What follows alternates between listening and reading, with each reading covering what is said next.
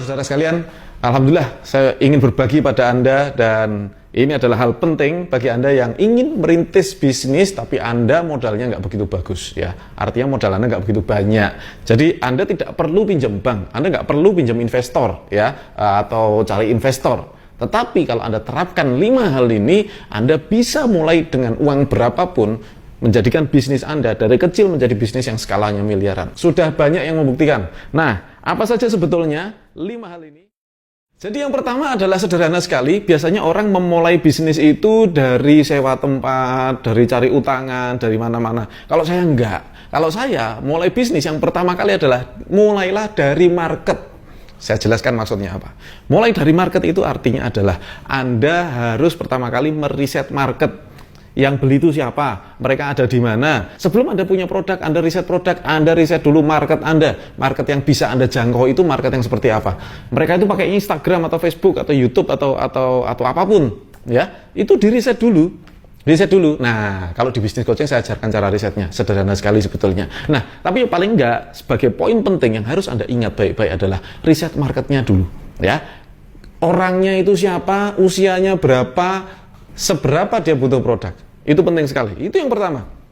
Yang kedua, mulailah dari kecil atau seadanya uang. Jadi kenapa orang selalu bisnis pertama kali modal langsung pinjam investor atau mencari investor atau bikin proposal kepada investor gitu. Atau dia pinjam bank, pinjam sertifikat mertuanya gitu ya. Nanti kalau nggak bisa bayar, rumah mertuanya dilelang. Berapa banyak yang seperti itu? Ya, tapi tidak terjadi dengan saya. Kenapa? Karena saya selalu mulai dari punyanya uang itu berapa. Kalau Anda punyanya uang 200.000 ya itu pakai. Kalau Anda punyanya 1 juta ya udah itu aja. Anda punya 10 juta ya wes kui wae ya. Nggak usah sampai kemana-mana. Itu yang penting. Karena kalau kita itu berusaha mencari apa yang kita nggak miliki gitu ya, kita nggak mampu tapi maksakan diri, hasilnya kan berat sekali. Ya, kalau Anda itu misalnya logikanya gini loh, uang kita itu cuma 1 juta rupiah gitu. Tapi Anda ingin memiliki bisnis yang skalanya adalah 10 juta rupiah, sedangkan 10 jutanya itu Anda pinjam. Nah, pertanyaannya, baliknya kapan? Ya. Atau Anda, bisnis nih, buka sesuatu, modalnya 200 juta. Oke, Anda berhasil dapat pinjaman 200 juta. Yang jadi problem adalah ngembalikan duitnya itu loh. Atau Anda dapat investor. Ya. Nah, tapi Anda belum punya pengalaman. Nah, ini berat sekali. Banyak orang yang bilang, Mas, bisnis itu kalau di scale up harus pakai investor ya, supaya bla bla bla bla dan sebagainya. Saya nggak setuju. Kenapa nggak setuju? Kalau bisnis tidak bisa membiayai bisnisnya sendiri, berarti bisnis itu nggak bagus atau ngelolanya nggak bagus. Ya. Jadi sewajarnya bisnis itu ya kalau bagus, untung pasti bisa membesar, karena keuntungan itu bisa digunakan untuk membesarkan bisnis. Nah, itu yang kedua. Jadi yang kedua tadi adalah mulailah dari apa yang Anda punya, nanti akan membesar ya. Jadi kita jangan mulai dengan apa yang kita tidak punya.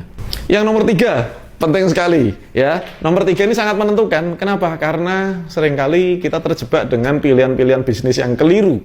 Sebetulnya nggak ada pilihan yang keliru ya selama bisnis itu halal. Tetapi menurut saya, bisnis harus disesuaikan dengan kemampuan modal kita. Apabila kita modalnya pas-pasan, kayak saya dulu, ya sudah, kita otomatis harus memilih bisnis yang marginnya tinggi. Kalau Anda sudah punya tabungan miliaran rupiah, Anda mau main bisnis komoditi yang untung 10%, 20%, no problem. Kenapa? Karena semakin membesar, Anda semakin butuh modal.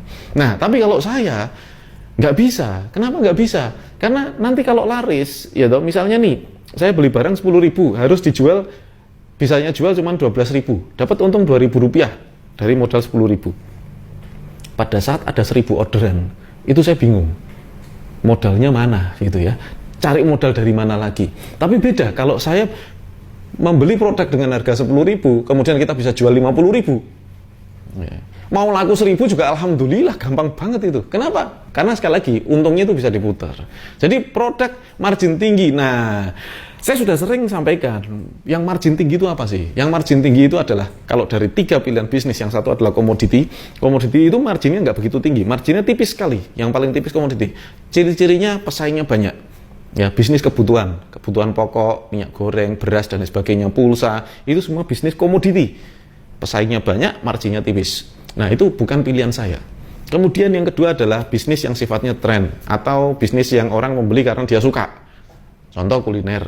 fashion. Nah, itu marginnya sedikit lebih tinggi. Ya, kita beli baju, kaos, misalnya kita belinya harga 30.000 bisa jual 60.000. Kita beli 30.000 bisa jual 90.000 dan seterusnya. Ya, kuliner, fashion itu contoh-contoh bisnis-bisnis yang marginnya menengah. Tetapi saya tidak memilih itu. Yang saya pilih adalah bisnis yang margin tinggi. Bisnis spesifik. Saya sering contohkan tentang sabun. Kalau sabun mandi itu komoditi. Pesaingnya banyak, perusahaan besar pada main, dan marginnya tipis. Tapi kalau sabun jerawat, sama-sama sabun nih, sabun jerawat itu marginnya tinggi. Kalau sabun mandi, Anda produksi misalnya harga 3.000, jualnya paling 3.500, 4.000, 5.000. Tetapi sabun jerawat Anda produksi 3.000, Anda bisa jual 15.000, 20.000, 30.000 dan seterusnya. Ya, itu bisnis margin tinggi, yaitu spesifik. Pilihan produknya harus spesifik. Mudah-mudahan Anda paham nih. Kalau semakin marginnya tinggi, akan semakin mudah kita mengelola modal tersebut. Ya, kita bisa modal berapapun, tapi keuntungannya lebar, keuntungan itu tebel gitu loh. Ya, mau diapa-apakan itu enak, gitu ya. Anda kerja sendirian pun belum ada tim itu nggak resiko berat gitu.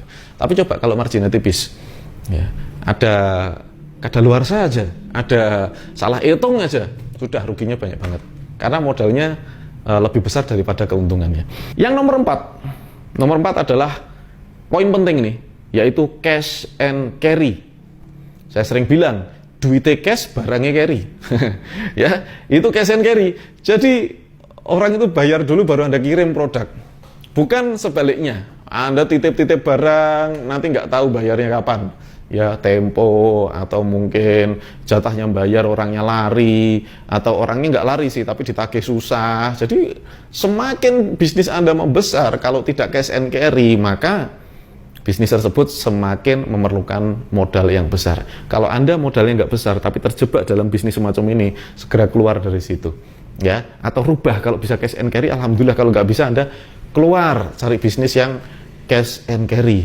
Karena banyak sekali pilihannya. Sedangkan yang nomor 5, syarat yang paling mutlak dan penting adalah keuntungan diputar menjadi modal. Itu penting sekali.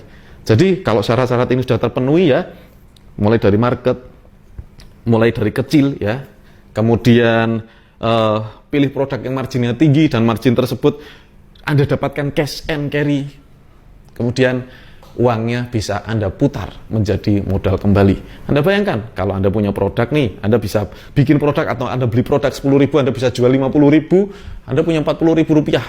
Artinya kalau laku 1, Anda punya 5 produk berikutnya. Anda itu 5-5-nya laku, Anda punya 25 laku, Anda punya 125 dan seterusnya. Bisnis Anda membesar karena bisa Anda putar lagi dan putar lagi. Ya, mungkin Anda berpikir, Mas, lah kalau diputar-putar kebutuhan hidup seperti apa? Lah ini adalah pikiran cupet, ini adalah pikiran kerdil, gitu loh. Ya sudah jelas lah, tidak mungkin itu sesuai dengan angka 5 jadi 125 dari sekian dikalikan gitu toh. Itu kan hitungan. Ya, tetapi paling tidak kalau memang itu modal bisa diputar meskipun tidak 5 kali lipat, tidak 2 kali lipat, tidak 10 kali lipat. Ya, sebagian juga kita pakai untuk kebutuhan hidup, itu masuk ke pengeluaran-pengeluaran. Ya kan nggak masalah, tetapi konsepnya harusnya tepat. Kalau konsep ini dijalankan dengan tepat, saya sudah buktikan. Sekarang giliran Anda membuktikan. Saya tunggu kesuksesan Anda. Semoga Allah Subhanahu wa taala senantiasa memberikan kita semua rezeki yang berkah, rezeki yang melimpah dan rezeki yang bermanfaat. Wassalamualaikum warahmatullahi wabarakatuh.